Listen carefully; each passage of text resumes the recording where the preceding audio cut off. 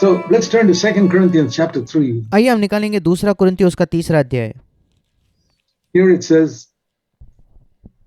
यहाँ लिखा है, this is one of the great chapters that distinguish between the old covenant and the new covenant. ये एक महान अध्याय है जो फर्क बताता है पुरानी वाचा में और नई वाचा में। And there are various ways in which the old and new covenant are described here. और यहाँ पुरानी वाचा और नई वाचा का अलग अलग तरीके से वर्णन किया गया है। First of all, he says, God has made us, verse 6, adequate. सबसे पहले वो 6ठे वचन में कहता है कि परमेश्वर ने हमें पर्याप्त बनाया है as servants of the new covenant. नई वाचा के सेवक होने के नाते। 6ठे वचन में We are not, verse 5, we are not adequate in ourselves. 5वें वचन में कहता है कि हम अपने आप इस योग्य नहीं, और इंग्लिश में लिखा है कि हम पर्याप्त नहीं अपने आप में। That's the first thing we need to understand. ये पहली बात है जो हमें समझना जरूरी है। What Jesus said, without me you can do zero. जो यीशु ने कहा कि मुझसे अलग होकर तुम शून्य कर सकते हो, कुछ नहीं कर How सकते। much can I do without Christ? Zero. मसीह से अलग होकर मसीह के अलावा मैं क्या क्या कर सकता हूँ, कितना कुछ कर सकता हूँ? बिल्कुल कुछ नहीं, शून्य। How many sins can I overcome without Christ? Zero. मसीह से अलग होकर कितने पापों पर मैं विजय पा सकता हूँ? शून्य। Like a branch cut off from the tree, जैसे एक डाली पेड़ से अगर काट दी जाए तो how much fruit can it bear? Zero. वो कितना फल ला सकेगी? शून्य। It's one of the first things I need to understand. ये लगभग पहली बात है जो मुझे समझनी आवश्यक है That apart from Christ, I can do zero. कि मसीह से अलग होकर मैं शून्य या कुछ नहीं कर सकता। I cannot even overcome the smallest little sin छोटे से छोटा पाप भी मैं उस पर विजय नहीं पा सकता apart from Christ. मसीह से अलग होकर। It's the branch constantly dependent on the tree, वो डाली जो निरंतर पेड़ में बनी रहती है, constantly abiding in Christ, निरंतर मसीह में बना रहना, that brings the victory. वही उसी के द्वारा विजय आता है।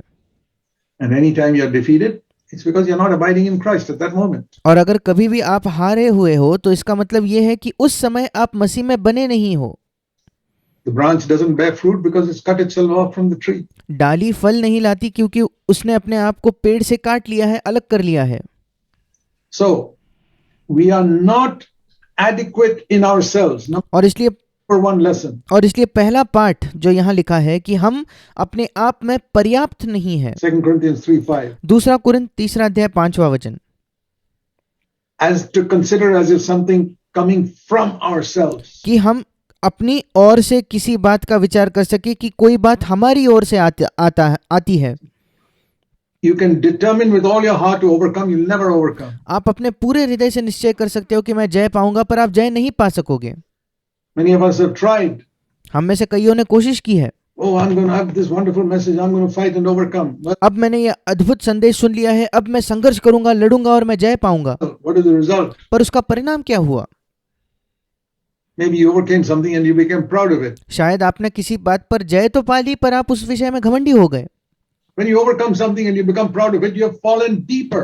जब आप किसी बात पर जय पाते हो और फिर उस विषय में घमंडी हो जाते हो तो आप और गहरे गड्ढे में गिर चुके हो।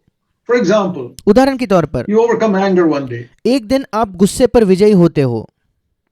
That is a 100-foot pit ये एक 100 फीट का गड्ढा है that you got out of. Wonderful. जिससे आप बाहर निकले, अद्भुत है। But you become proud of it, you have fallen into a 1,000-foot pit. पर अगर आप उस विषय में घमंडी हो जाते हो फिर आप 1000 फीट के गड्ढे में गिर चुके हो।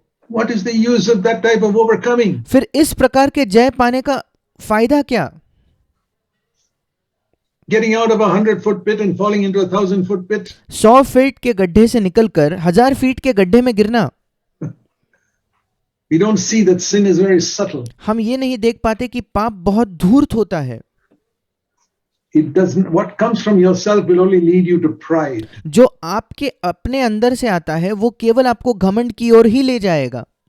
I overcame anger. मैंने गुस्से पर जय पाया, I overcame the love of money. मैंने पैसे के प्रेम पर जय पाया, I overcame that bitterness. मैंने उस कड़वाहट पर जय पाई, I went and asked forgiveness from somebody. मैंने जाकर किसी से क्षमा मांगी And I pat myself on the back that what a wonderful person I am. और फिर मैं अपनी पीठ थपथपाकर कहता हूं मैं क्या ही अद्भुत व्यक्ति हूं, बेहतर व्यक्ति हूं।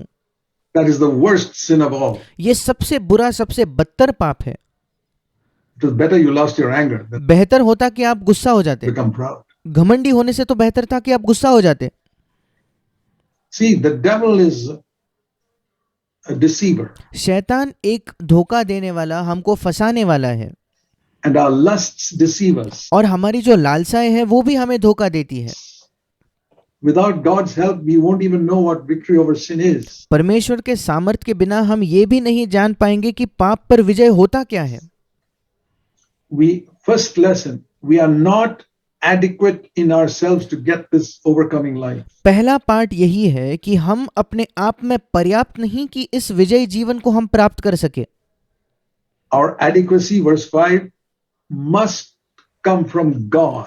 हमारी पर्याप्तता, हिंदी में लिखा है हमारी योग्यता, इंग्लिश में लिखा है हमारी जो पर्याप्तता है वो परमेश्वर की ओर से है।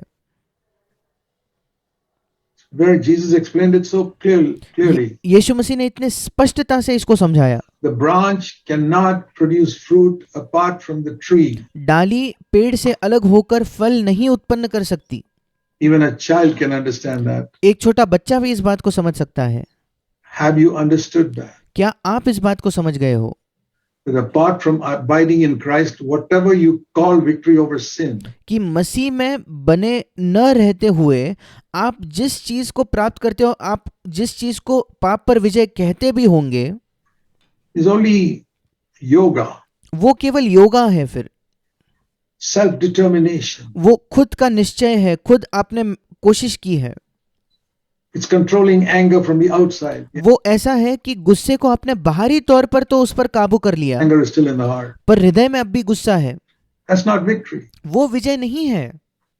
That's not partaking of the divine nature. That is a deception. वो ईश्वरीय स्वभाव का सहभागी होना नहीं है, ये केवल धोखा है।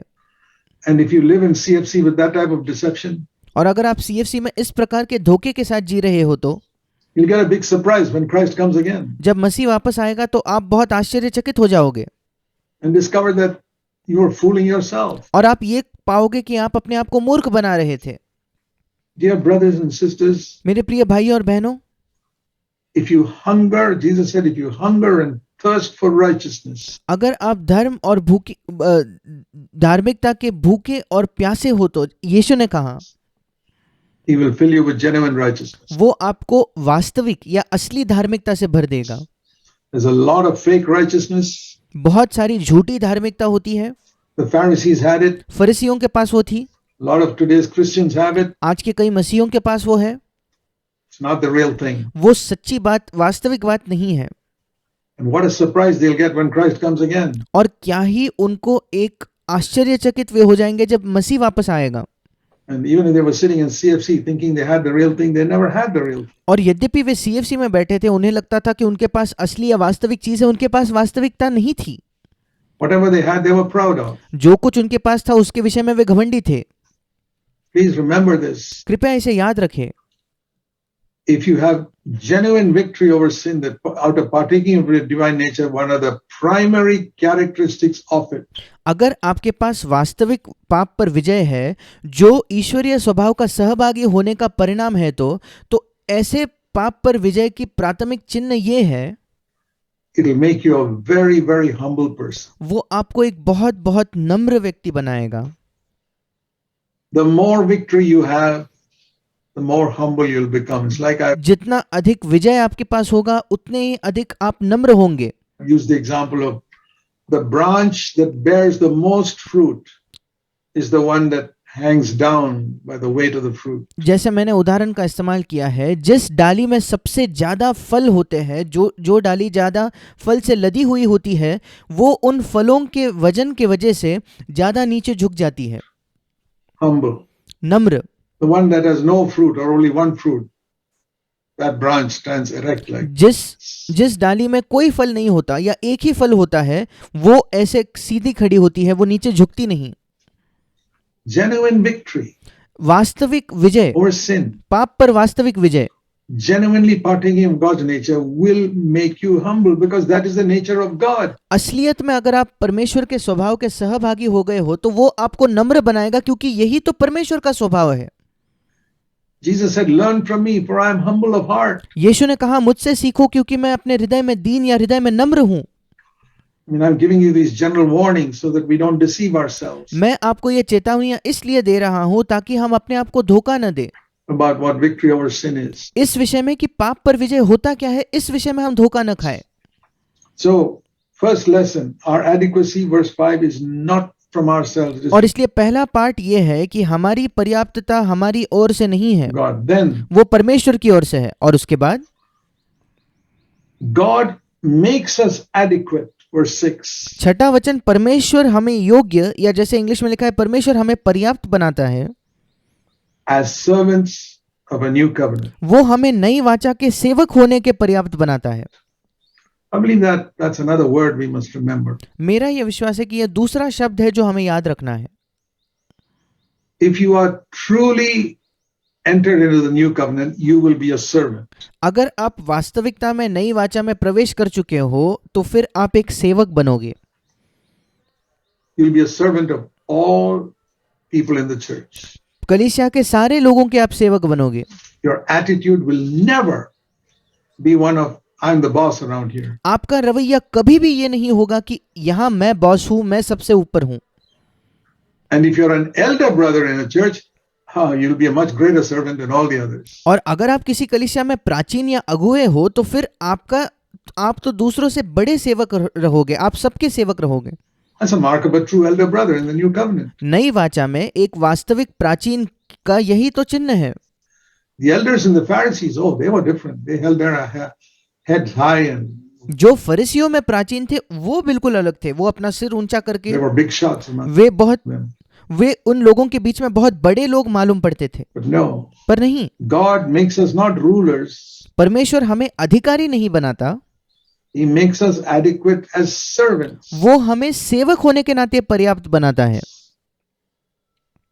So it's very easy to check ourselves और इसलिए बहुत आसान है कि हम अपने आप को जांच कर देखें whether we have entered into the new covenant. When you overcome sin, कि कहीं हमने नई वाचा में प्रवेश किया है या नहीं। जब हम पाप पर विजय पा लेते हैं and you find yourself overcoming almost all known sin in your life, और आप पाते हो कि आपके जीवन में लगभग सारे जो पाप जिनको आप जानते थे, जिन पापों के विषय में आपको जानकारी थी, उन पर आप विजयी हो चुके हो, has it made you more of a servant? क्या इस बात ने आपको अधिक तौर पर एक सेवक बनाया है? Then you're on the right track. फिर आप सही मार्ग पर हो। Has it made you more humble, क्या उसने आपको अधिक नम्र बनाया है, more dependent on God? अधिक परमेश्वर पर निर्भर बनाया है? Then you're on the right track. फिर आप सही मार्ग पर हो। And he goes on to say, और वो आगे जाकर कहता है, this is not of the letter, ये अक्षर का नहीं है या शब्द का नहीं है, but of the Spirit. पर ये आत्मा का है। That's the other thing. Another mark of a person who's entered into the new covenant. ये दूसरा चिन्ह है उस व्यक्ति का जिसने नई वाचा में प्रवेश किया है।